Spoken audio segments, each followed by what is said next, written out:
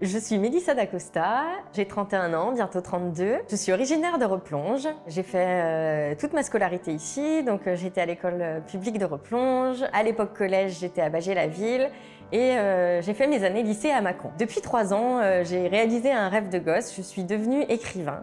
L'écriture, j'ai toujours eu ça en moi depuis que je sais tenir un stylo et former des phrases.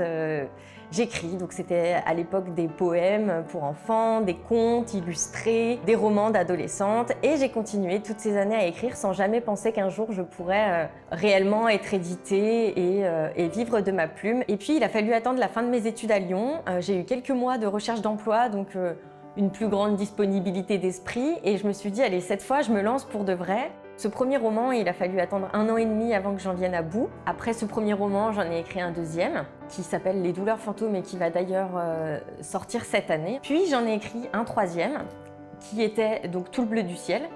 Et au lieu de le déposer sur Amazon qui m'offrait assez peu de résultats, j'avais vraiment envie d'avoir des retours de lecteurs, des commentaires de personnes qui n'étaient pas mes proches et qui seraient un petit peu plus objectives.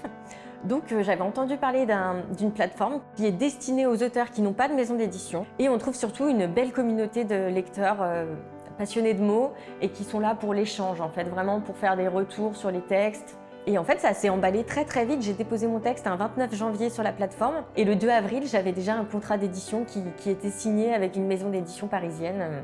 Et en février 2019 sortait Tout le bleu du ciel, en vrai livre, format papier, disponible dans toutes les librairies en France. C'est toujours une émotion particulière de voir son livre prendre forme physiquement parce que jusqu'alors c'est quelque chose d'abstrait, c'est un document numérique.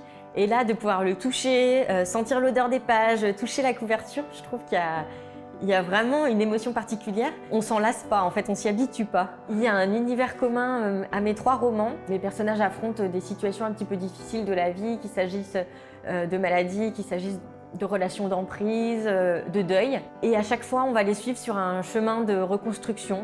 Il y a toujours la nature qui est très présente dans mes 3 romans et dans Les lendemains, c'est encore plus vrai. Mon héroïne Amande, elle se reconstruit grâce à un jardin, grâce au contact avec la terre. Et là, je me suis complètement inspirée de ma grand-mère et du jardin de ma grand-mère, donc qui est à Replonge. Elle a des parterres de fleurs incroyables, elle a un jardin immense, des arbres fruitiers. Je la regarde s'occuper des animaux, des poules, etc. Donc c'est vraiment quelque chose que j'ai en moi, ce lien avec la terre et qui compte beaucoup. J'ai d'autres projets à venir, effectivement des romans qui vont paraître en 2022 et 2023. Des traductions à l'étranger qui continuent de se faire pour l'ensemble de mes romans et un projet d'adaptation cinéma pour une série télé pour mon roman Tout le bleu du ciel. Je suis très heureuse et très flattée d'être nommée Bressane de l'année 2021, surtout quand on voit les parcours des différents nominés des années précédentes. On se rend compte qu'il y a beaucoup de talents qui se cachent un petit peu partout et donc je suis très flattée de rejoindre l'ensemble des lauréats de l'Académie de la Bresse.